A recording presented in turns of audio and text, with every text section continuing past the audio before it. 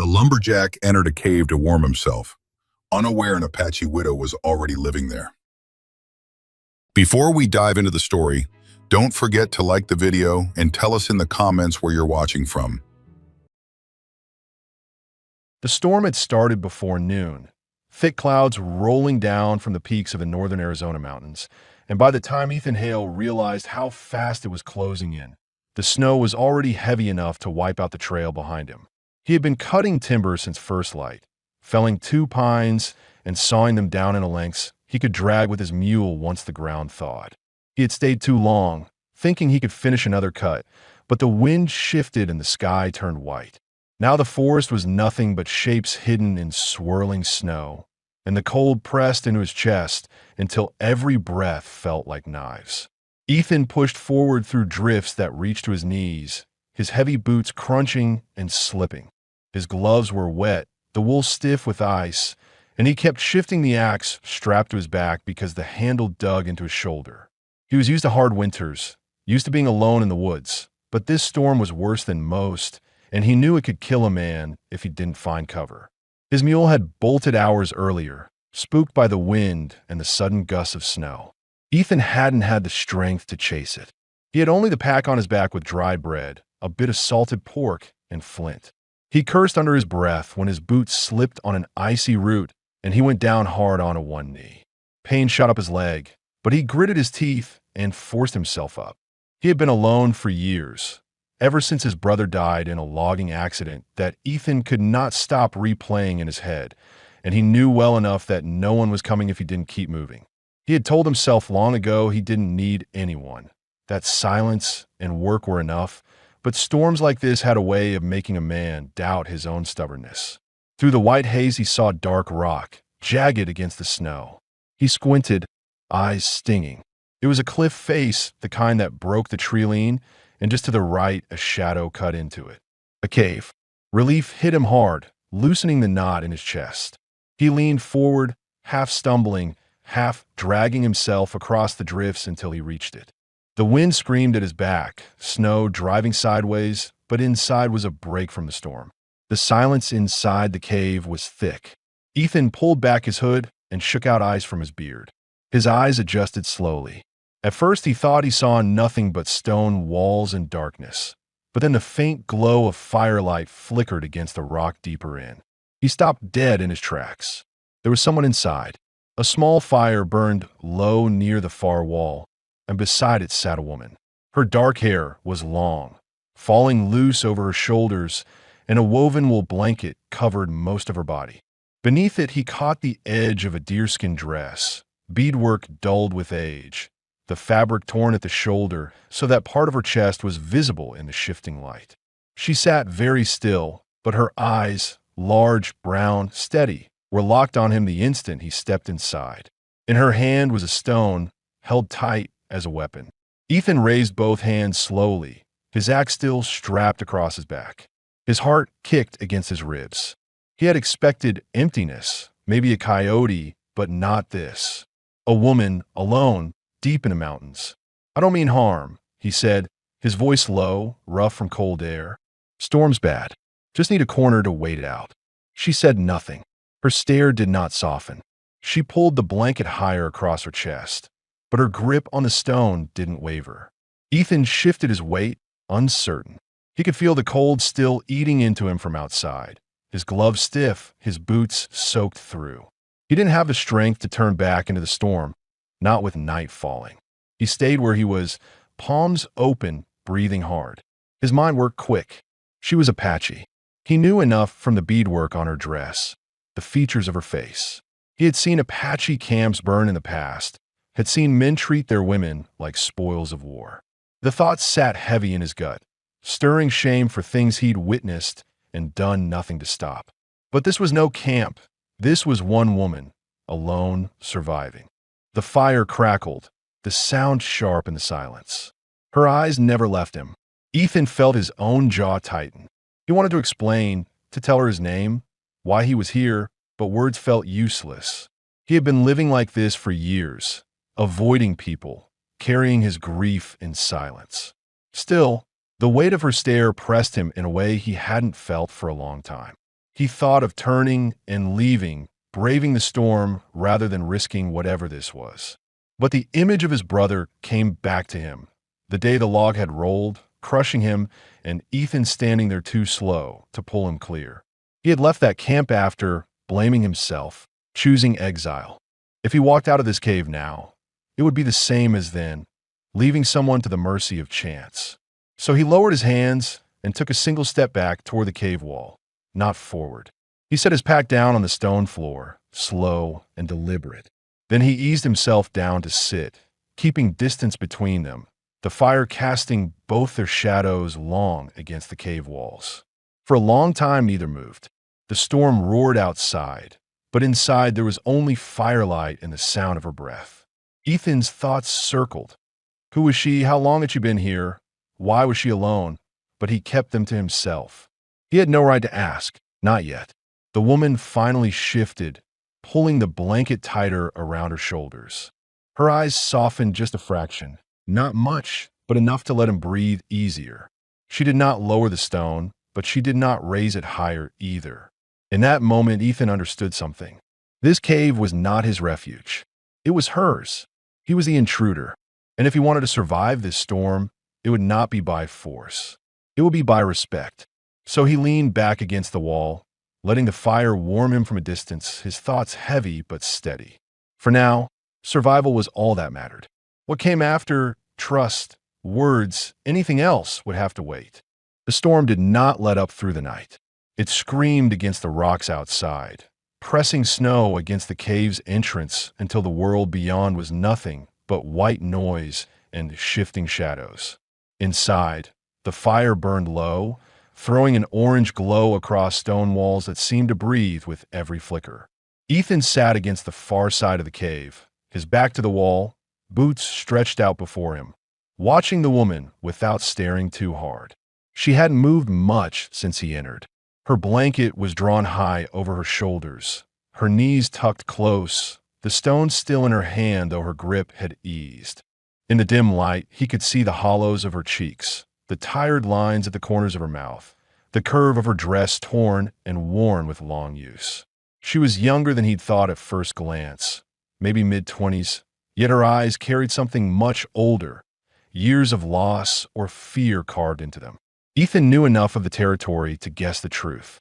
Apache bands had been broken by raids and soldiers scattered across the land. Some women were taken, some sold, others forced into servitude. The ones who escaped had no safe place to go. Looking at her now, it wasn't hard to understand why she had chosen this cave. It was hidden, dry, and close enough to a spring.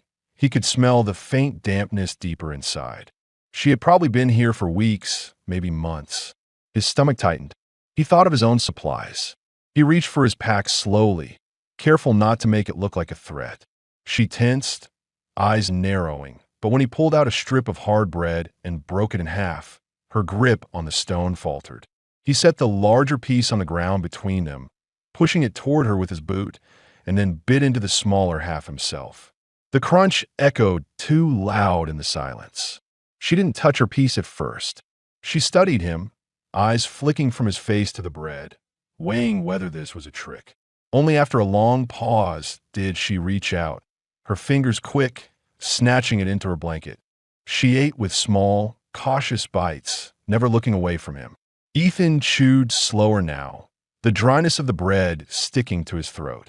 He reached for his canteen, uncapped it, took a swallow, then slid it across the stone toward her. She hesitated again, then lifted it, tilting the water to her lips. She drank only a little before handing it back, her hand trembling slightly. The moment was nothing, just bread and water, but to Ethan it felt heavier than words. He let out a slow breath, realizing he'd been holding it. The hours dragged on. He tried to rest, closing his eyes, but the cold stone floor and the weight of her watchful silence kept him half awake. When he opened them again, the fire was guttering. She was moving now, adding a small bundle of sticks from the corner of the cave. He hadn't noticed them before. She must have gathered them ahead of the storm. She crouched near the flames, her blanket slipping to reveal more of her shoulder, the torn deerskin shifting as she leaned forward. The skin of her chest caught the firelight, pale against the dark leather. Ethan forced his eyes away, shame prickling hot through him. He busied himself with his own thoughts, remembering how he had come to this valley in the first place. After his brother's death, he had drifted from camp to camp, always moving deeper into the timber country, away from people, away from the noise of town life that reminded him too much of what he'd lost. Cutting logs gave him purpose. Swinging an axe, hearing the crack of wood, it was something he could control. But nights were long and silence heavy, and he had no answer for that emptiness except work. Until now, she broke the silence first. Her voice was quiet, rough from disuse. Nayeli. She spoke the name like a warning, but it was also an offering. Ethan lifted his head, meeting her eyes. He let the name roll from his tongue carefully. Nayeli. Then he pointed to himself. Ethan. Her gaze flickered, considering him, then dipped once in acknowledgement. That was all. Yet in the cave, with the storm pressing outside, it felt like a pact. They didn't speak again for hours. When the fire sank too low, Ethan stood. She stiffened, the stone back at her grip, but he only walked to the cave mouth. The snow had piled high but not completely sealed it. He pushed through with his boots, breaking away a drift, and gathered what he could find just under the rock ledges.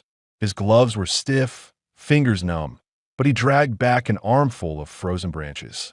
He stacked them near the fire, squatting down to split some into smaller pieces with the head of his axe. She watched him the whole time, her blanket pulled close, her face unreadable.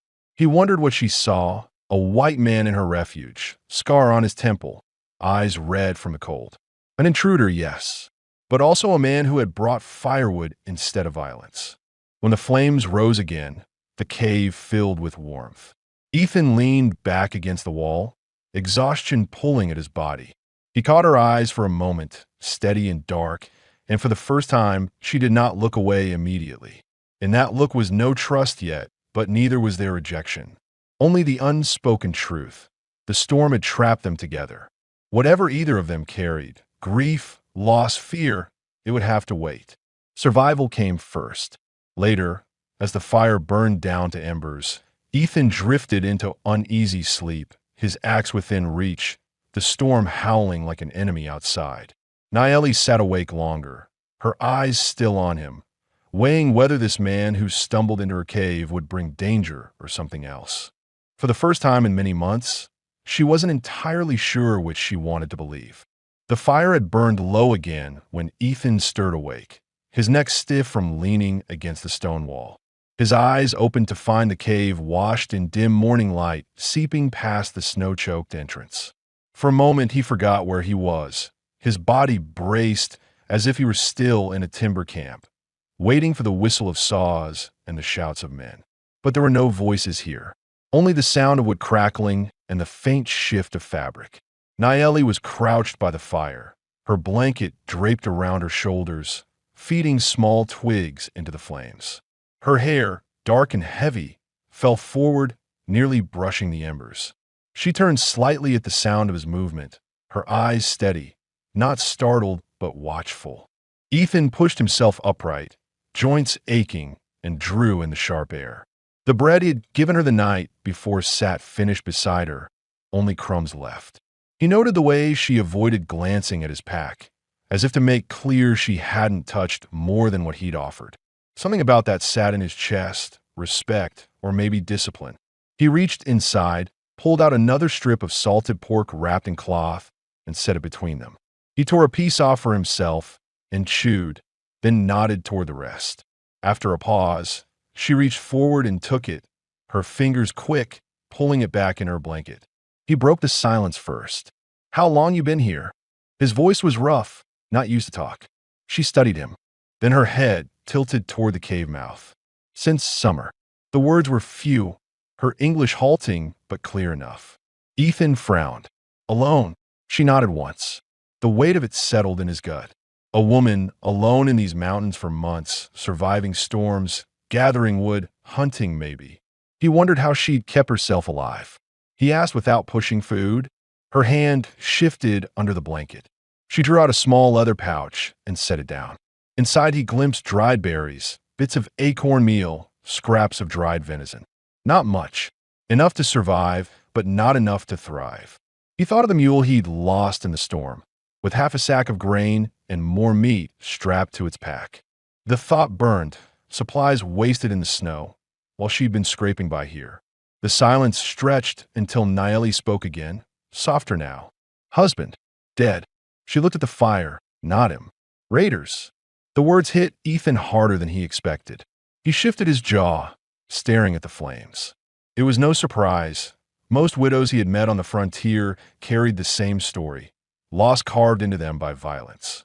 Still, hearing it from her voice gave the cave a heavier air. He felt the familiar twist of shame and anger. Shame that men like him, white men, had been part of those raids, and anger that a woman had been left to hide in stone and cold because of it. He wanted to say something, but words felt too thin. Instead, he reached for his axe, pulled it to him, and began splitting down one of the branches he'd brought in. The strike of metal onward echoed through the cave, steady, purposeful. It was the only way he knew to answer. Action, not speech. She watched him for a long while, then reached in her own bundle and pulled a small bone needle and thread of sinew. Without asking, she picked up his coat, torn at the sleeve, and began stitching. That was how the morning passed. He split wood. She mended cloth. The storm outside had dulled to a steady fall, snow still drifting, but not the savage roar of the night before. They did not speak again, but when the work was done, something between them had shifted. When noon came, Ethan gathered more wood. He gestured toward the cave mouth, lifting an eyebrow, asking without words if she wanted to come. She shook her head, pulling the blanket tighter. He understood. If she had been hiding here for months, the outside world held nothing for her but danger. He stepped out alone, the cold cutting through his coat, dragging back frozen branches until his arms burned. When he returned, she had moved closer to the fire, the blanket fallen slightly, the deerskin dress beneath torn wide at the shoulder. Her skin caught the light, soft and vulnerable in a way that made him look away quickly. That night, when darkness settled again, he made a place for himself farther from the fire so she could keep the warmest spot. She glanced at him when he stretched out on the stone, his coat pulled over him, the axe near his side. He saw the question in her eyes. Why not closer? Why not take what he could? But she didn't ask, and he didn't explain. He had no right. Sleep came slow. He kept listening to the faint rustle of her blanket, the sound of her breath. He had not shared space with a woman since before his brother died, and the weight of it pressed on him. He thought of how easily he could ruin the fragile balance here. With a wrong move, a word too sharp, a touch unwelcome. He turned on his side, facing the stone wall, jaw tight. He would not be the kind of man she feared. Near dawn, when the fire was ash and the cold had crept deep, Ethan woke to find the blanket had shifted between them. She had left a corner of it extended, just within his reach, as though offering warmth without speaking. He hesitated, hand hovering, then pulled it gently over his shoulders. She did not move, did not open her eyes, but her breathing remained steady. It was the smallest gesture, but in that frozen cave it was more than words. Ethan lay back, the warmth of the shared blanket covering him, and for the first time since the storm began, he felt something other than survival. He felt the first fragile shape of trust. The shared blanket from the night before lingered in Ethan's mind when he woke. The fire had burned low, and cold air seeped into the cave, but the warmth of wool over his shoulders reminded him of what she had done. She hadn't said a word, hadn't even acknowledged it when he pulled the corner of the blanket over himself. Yet the gesture spoke louder than anything. He rose slowly, careful not to wake her, though he could tell from the rhythm of her breath that she was only pretending to sleep. He stepped toward the cave entrance, pushing snow away with his boots. The storm had eased overnight, but the world outside was still locked in white. The drifts reached nearly to his thighs, and the air carried a sharp bite that cut through even his thick coat. He gathered wood from beneath the cliff ledge, where the snow hadn't swallowed everything, and carried it back inside. When he returned, Naeli was sitting upright, the blanket wrapped close around her, eyes following his every move. She didn't speak, but she didn't look hostile either. Ethan crouched by the fire, splitting the wood into smaller pieces. He kept his movements deliberate, not fast, not threatening. She shifted, pulling a small clay pot from the corner and setting it near the flames. He hadn't seen it before. Inside were scraps of dried venison and a handful of berries. She added water from a skin bag and stirred it with a stick. The smell of broth soon filled the cave, faint but enough to stir his hunger. When the food was ready, she poured some into a wooden bowl and set it between them. Ethan waited, unsure if it was meant for both or only for her. She gave him a single glance, her chin dipping slightly, then drew the bowl closer to the fire where he could reach. He took a slow breath, picked it up, and sipped. The broth was thin, more water than meat, but warm enough to ease the tightness in his chest. He set it down and slid it back toward her. She finished it in small sips, never breaking eye contact for long. The silence between them stretched until Ethan spoke, his voice quiet. "You've been here since summer. Why not move on? Another camp, another place?" Her eyes hardened. "No camp." She shook her head once. "No people left." He felt the weight of those words. No people left. He wanted to ask more, but her shoulders had stiffened, her jaw set. He knew that look. It was the same way he looked when men asked him about his brother. Some wounds weren't open for talk. So he nodded and said nothing more. Instead, he decided to answer some of the questions he figured she might have about him. "I cut timber," he said, pointing toward the axe leaning near the wall. "That's my work. Been doing it a long time." He hesitated, then added, "Had a brother. Worked with me. He's gone now." His throat tightened, and he left it at that. She looked at him for a long moment, her expression unreadable. Then, with a small tilt of her head, she spoke his name. "Ethan." It was the first time she had said it. The sound of it in her voice caught him off guard, steadying and unsettling at the same time. Through the day, they fell into a rhythm. Ethan went out twice to bring in more branches, chopping them smaller with the axe so they would burn cleaner.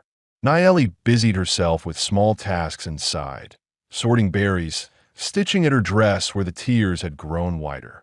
He noticed the way her fingers worked quick and sure, but when the blanket slipped off her shoulder, she let it stay for a moment. The torn deerskin revealed the line of her collarbone, the curve of her chest, pale skin against firelight.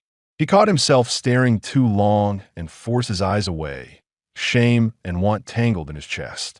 That night, when they settled near the fire again, she surprised him. She spoke slowly, each word chosen with care. "Why you stay?" He frowned. "Storm." She shook her head. "Storm will end. You can go. Why stay here?" Ethan leaned back against the stone, staring at the fire. He thought about lying, saying he was only waiting for clear weather. But that wasn't the truth. He wasn't sure he could even name the truth yet. He rubbed his scarred temple, feeling the old ache there. "I don't know," he said finally. "Maybe because I don't got much out there. Maybe because you're here." Her eyes stayed on him a long moment, steady, unblinking. She didn't answer, but she didn't look away either. Later, as the fire burned low, they laid down again, him closer than before, though still not within reach. This time, she didn't wait until he slept to move. She shifted the blanket so it covered them both, pulling it over her shoulders and letting the edge fall across his chest as well. He felt the warmth of her beside him, the faint brush of her hair when she turned. He lay stiff at first, fighting the urge to move closer, but when she relaxed against the stone, her breathing even, he allowed himself to breathe easier too. In the darkness, he thought about the questions that still circled. How had she survived raids? How had she avoided soldiers or townsfolk? What danger still hunted her outside? He didn't ask. Not yet. Trust wasn't built in one night or two. It was built like fire from the smallest spark, carefully tended. As sleep pulled at him, he realized something. He no longer thought of the cave as hers alone or his intrusion. It was theirs now, if she allowed it. And though she hadn't said the words, the way she shifted the blanket told him she might be ready to allow it. The next morning came with a heavy silence, broken only by the steady drip of melting ice at the mouth of the cave. The storm had weakened, but the land outside was still buried in snow, the light harsh and pale when it spilled inside. Ethan rose first, stiff from sleeping on stone, but warmer than he had been in days thanks to the blanket they now shared. He looked over at Nayeli. She was awake already, eyes open, watching him quietly as if she had been waiting for his first move. He nodded once, not speaking, and pulled on his coat. His pack was nearly empty now, just a strip of pork and the last of the bread, but he knew he had to ration what remained. He knelt by the fire, stirred the embers, and added new wood. The flames crackled higher, warming the space. Nayeli reached for her clay pot again, pouring in water from her skin bag and adding the few berries left. She didn't speak, but when she placed the pot near the fire, she slid it closer to where he sat. A simple gesture, but it meant something. Ethan's mind worked while he chewed his piece of bread. He thought of the mule lost in the storm, the sacks of grain and meat that could have lasted weeks.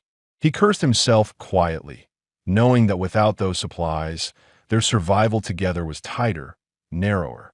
He would have to find game once the storm eased. He glanced at Nayeli, at how thin her arms looked beneath the blanket. She had survived months like this, scraping together food from the forest, drying venison, collecting acorns. He knew she couldn't keep doing it alone. He tried to speak, searching for words she would understand. "Hunt," he said, pointing toward the cave mouth. Then he mimed drawing a bow, letting the motion hang in the air. She tilted her head, watching him, then gave a small nod. Her eyes softened slightly, a flicker of relief, perhaps. She understood he meant to bring food, not take from her meager stores. The day stretched long. Ethan went outside twice, testing the snow, his axe in hand. The drifts were deep, but not impossible. He searched for signs, tracks of rabbit or deer, but the storm had swept most away. He returned empty-handed each time, arms aching from the effort of wading through heavy snow. Nayeli didn't scold him, didn't show disappointment. She simply poured broth from the clay pot into the shared bowl, dividing it evenly. When she handed it to him, her fingers brushed his. The touch was brief, almost nothing, yet it sent heat up his arms stronger than the fire itself. That night the air inside the cave carried a different weight. Ethan sat nearer to the fire, his coat drying, while Nayeli mended another tear in her dress with her bone needle. The fabric was so worn it barely held, and when she shifted, the neckline fell open again, showing the line of her cleavage. She adjusted it quickly, but not before catching him looking. Her eyes held his for a heartbeat too long, then lowered back to her sewing. She didn't pull away into the shadows. She didn't turn her back. She simply kept stitching, her shoulders tight, as if testing whether he would press the moment further. Ethan felt his chest tighten. He had lived years with silence as his only company. He had gone without the presence of a woman for longer than he cared to count. But he also knew too well what happened when men took without asking, when they treated women like spoils. He wasn't going to be that man. So he stood, took his axe, and split more wood instead, letting the rhythm of the blade carry away his thoughts. When he sat again, Nayeli surprised him. She reached across the fire, setting his coat in his lap, neatly stitched where she had repaired it. Her hand lingered a moment longer than necessary. Her eyes lifted to his, steady and unblinking. She whispered his name, Ethan. He swallowed hard. Nayeli, he answered. The space between them closed a little that night. They lay down near the fire as before, the blanket spread over both. This time, Ethan did not force himself to the edge. He stayed closer, his arm brushing hers through the wool. She shifted once, then settled, her hand resting lightly against the stone between them. Minutes passed. Then, slowly, she moved it closer until her fingers touched the back of his hand. He froze at first, heart pounding, not sure if it was accident or intent.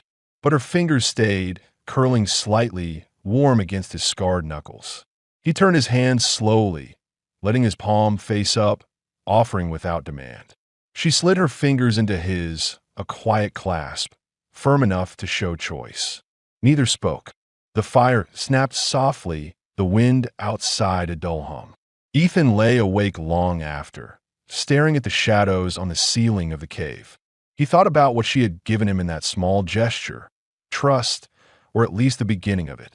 He thought about how fragile it was, how easily he could shatter it with a wrong move. His chest ached with restraint, but it was a good ache, one that reminded him he was still capable of more than grief. As sleep finally crept over him, her hand remained in his, steady, unyielding. For the first time since he'd stumbled into the cave, Ethan believed he was not simply surviving another storm. He was beginning something neither of them had expected. Ethan woke with her hand still in his. At first he thought maybe it had been a dream, but the warmth of her palm against his skin was real, her fingers curled loosely between his. The fire had burned down to embers, the cave dim in the weak morning light. He shifted slightly, not wanting to break the contact, but she stirred anyway, blinking awake. For a moment she looked at their hands, then at him. Her eyes didn't harden. She didn't pull away. Instead, she gave the smallest nod, as if to say she knew what she had done, and she meant it. They rose in silence. Ethan stretched the stiffness from his arms and shoulders, his joints aching from the stone floor. Nayeli busied herself at the fire, adding thin branches from her pile. Their food was nearly gone. He could see it in the pouch she carried. A few dried berries, the last string of venison. He felt the weight of it press on him. If he didn't bring down game soon, it wouldn't matter how much trust had grown between them. Hunger would tear it apart. "I'll try again," he said, motioning toward the mouth of the cave, miming his axe swinging down. She watched carefully, then answered with a slow shake of her head. "Snow, too deep," she said, her words rough but deliberate. He frowned, chewing the inside of his cheek. She was right.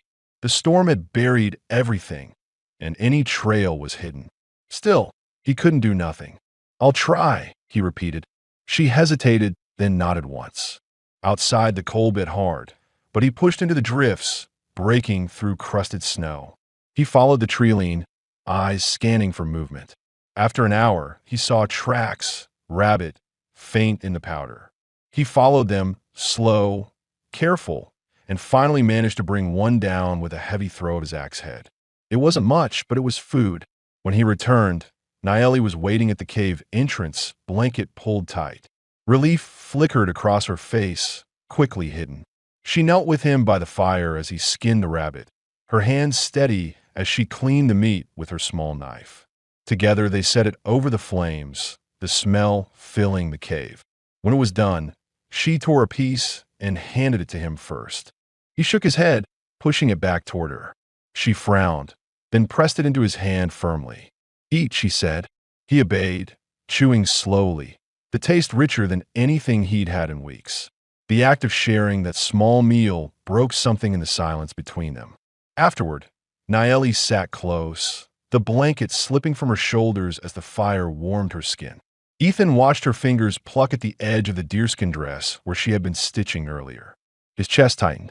The dress was torn badly at the chest, exposing the curve of her cleavage each time she shifted. She caught his glance and held it this time. She didn't pull the blanket tighter. She let fall. Ethan's pulse quickened. He looked away, forcing his hands to stay still. His mind battled itself, one side screaming that she was offering him something more, the other warning him that trust so new could be broken in a single misstep. He remembered his brother's voice, steady and cautious. "You can't take what isn't freely given, Ethan." That voice echoed even now. He spoke, his tone low, careful. "You don't have to fear me." His words were plain, but he meant everyone. Nayeli studied him, then lifted her hand slowly, reaching across the space between them. Her fingers touched the scar at his temple, tracing it gently.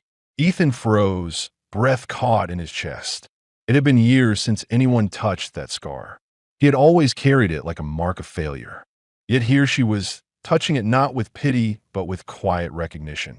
Her hand slid lower, brushing the side of his beard, stopping at his jaw. She leaned closer, the firelight catching her eyes. Ethan didn't move at first, afraid to shatter the moment. Then, with a slow breath, he leaned forward too. Their lips met, cautious, searching. The kiss was soft, almost hesitant, but real. She didn't pull away. When he deepened it slightly, her hand pressed firmer against his cheek, holding him there. When they parted, her eyes stayed locked on his. Neither spoke for a long moment. The fire snapped, filling the silence. Ethan swallowed hard, his chest rising and falling heavy. "I'll stay," he said finally. His voice was rough but steady. "As long as you want me." Naeli's lips pressed together, then softened. She gave a single nod. Not words, but enough. That night they lay side by side under the blanket. This time Ethan didn't fight the closeness. Her head rested against his shoulder, her breath warm against his chest. He wrapped an arm around her, slow, giving her every chance to move away. She didn't. Her hand found his again, their fingers weaving together. As he drifted toward sleep, Ethan realized something had shifted. He wasn't just sheltering from a storm anymore. He wasn't just sharing food and fire. He was sharing himself, something he hadn't done since the day his brother died. And when Naeli breathed his name, softly in the dark, he knew she was giving him something just as precious, the choice to stay. The morning after the kiss, Ethan woke with Naeli's head still on his shoulder. For a long time he stayed still, not wanting to disturb her. Her hair spilled across his chest, soft against the rough wool of his shirt, her breath steady and warm. He felt the weight of her trust more than her body itself. It had been years since anyone leaned on him without suspicion, years since he had held another person this close. He lay there listening to the faint crackle of the fire, wondering if she would regret what had happened the night before. When she stirred, blinking awake, her eyes flicked toward him, then down to where their hands were still linked. Instead of pulling away, she squeezed once, a small, deliberate gesture. Ethan felt his chest loosen, tension easing. Whatever doubts he carried, she didn't share them. She had chosen. They rose together, the rhythm of survival pulling them back to work. Ethan gathered his axe and stepped into the snow, testing for more tracks. The storm had calmed, and the forest seemed alive again, though silent. He followed rabbit prints until he found another, but this time he missed, the axe head striking ice and shattering the quiet. He cursed under his breath, but when he returned empty-handed, Naeli only shook her head and handed him the last piece of venison from her pouch. She tore it in half and pushed one side toward him. He wanted to refuse, but her eyes hardened, daring him to insult her by turning it away. He took it, chewing slow. They ate in silence, but the silence wasn't heavy anymore. Later, as the fire burned brighter, Naeli pointed at his axe. "Work," she said. Then she mimed chopping. Ethan nodded. "Timber," he answered, repeating the word until she shaped it with her own lips. She pointed at herself. "Naeli." Then she pointed at him. "Ethan." He smiled faintly. "Ah," he said. Through the day, they built a rhythm of words, small ones, broken, but enough to bridge the space between them. When he said water, she repeated it softly. When she said sun, pointing toward the light breaking through the snow clouds, he echoed her voice. It wasn't much, but it was a start. As night fell, the fire warmed the cave more than usual. Ethan sat close, sharpening his axe with slow strokes, while Naeli stitched another seam in her dress. The fabric was torn badly now, and when she shifted, more of her chest showed. Ethan tried not to stare, but she caught him once, her eyes lingering on his before lowering. Instead of pulling the blanket higher, she let it stay. The tension between them thickened, not hostile, but charged. Ethan set his axe aside, his breath heavy. He wanted to touch her, but he fought the urge, afraid of breaking what had only just begun. Before he could decide, Naeli reached across the fire. Her fingers brushed his, then slid up to his scarred hand. She turned it over, studying the calluses, the old wound across his palm. Her thumb traced the line slowly, as if reading him through touch alone. Ethan swallowed, his throat tight. "That happened in the camps," he murmured, pointing at the scar. Log slipped, nearly took the hand. He didn't know if she understood all the words, but she seemed to. Her eyes lifted to his face, steady, questioning. He knew she was asking silently what hurt him most. He gave the answer without her voice. "My brother," he said, rough. His chest tightened, the old grief cutting through. "Died working with me." She didn't look away. Instead, she reached up and touched the scar on his temple, the one from the same accident. Her palm lingered against his cheek, warm against the ruff of his beard. No more alone, she whispered, her English clumsy but clear enough. The words cut through him.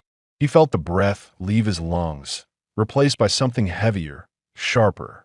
He leaned forward, slow, giving her every chance to stop him. She didn't. Their lips met again, this time with no hesitation. The kiss was firmer, longer, the heat of it spreading through his chest. She leaned closer, her blanket falling, and his arms wrapped around her instinctively, pulling her against him. When they broke apart, her forehead rested against his. Both breathed hard, the firelight flickering across their faces. Ethan wanted to say more, but he couldn't find the words. Instead, he held her tighter, letting the silence carry what he felt. That night, they lay under the blanket again, but closer now. Her head rested on his chest, his arm wrapped around her waist. For the first time since he had come into this cave, Ethan didn't feel like an intruder. He felt like he belonged here, with her. And though the snow still lay heavy outside, for the first time, he thought of spring not as a season he would face alone, but one he would share. The snow had begun to loosen its grip on the valley by the time Ethan realized how long he had been inside the cave with Nayeli. The storm no longer screamed across the cliffs. Instead, the air outside carried the steady sound of dripping meltwater, trickling down rock and pooling in frozen cracks. The forest was still buried deep, but the light was changing, the sun climbing higher, sharper, more insistent. Inside the cave, life had shifted too. Ethan and Nayeli no longer moved like strangers sharing space. Their routine was unspoken. He gathered wood, split it clean, carried snow inside to melt for water. She prepared what little food remained, mended their clothes, and kept the fire steady. At night, they no longer kept distance. They lay together, wrapped in the same blanket, their bodies close against the cold, their hands always finding one another in the dark. But survival pressed close. The rabbit meat was gone, the last of the berries eaten. Hunger crept into their days. Ethan felt it in his shoulders, in the ache of his legs when he walked through deep snow, searching for signs of game. One morning he returned empty-handed again, jaw tight, chest burning with frustration. He slammed the axe into the ground at the cave mouth, the sound echoing. Nayeli was crouched by the fire. She flinched at the noise but didn't retreat. Instead, she rose, walked toward him, and placed her hand on his arm. Her touch was light, steady. "Enough," she said simply.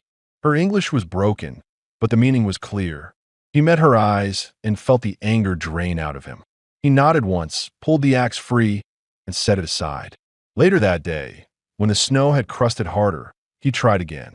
This time, he followed the ridge farther than before, moving slow, careful. He spotted deer at last, a small group picking their way through the pines. He didn't get close enough for a clean strike, but seeing them gave him something just as important: hope. The thaw was coming. The forest would open again. Food would return. When he came back to the cave, exhausted, Nayeli had spread the blanket near the fire. She had taken off her deerskin dress to stitch another tear, her shoulders bare in the glow of the flames. Ethan froze at the sight, his chest tightening. She looked up at him, unflinching. She didn't cover herself immediately. Instead, she let him see her, vulnerable, unashamed. Then, after a long pause, she pulled the dress back over her shoulder and continued sewing. That night, when they lay together, the air between them was charged. Nayeli shifted closer, her hand brushing against his chest. "You stay?" she asked softly, her voice careful but firm. Ethan looked down at her, his hand tightening around hers. "I'll stay," he said. His voice was rough, but there was no hesitation. "Storm ends, snow melts, doesn't matter. I stay with you." She studied him a long moment, her eyes dark and searching. Then she leaned in, pressing her lips to his. The kiss was not hesitant this time. It was certain, full of the choice she had demanded. Ethan wrapped his arms around her, pulling her closer, his hand resting at her back. She didn't pull away. She pressed into him, her body warm against his in the blanket's embrace. When they broke apart, she rested her forehead against his, whispering in her broken English. No more alone. The same words she had given him before, but now heavier, binding. Ethan closed his eyes, breathing her in, his chest tight, with something that felt dangerously close to peace. The days that followed were still hard. Food was scarce, and the forest unforgiving, but the bond between them steadied each moment. Ethan found himself teaching her small English words: wood, fire, snow. She answered with Apache words in return, laughing softly when he stumbled over the sounds. For the first time in years, the silence of his days wasn't a burden. It was filled with her voice, her laughter, her presence. At night, when they lay together, their closeness was no longer hesitant. Her hand would find his chest, tracing the scar at his temple.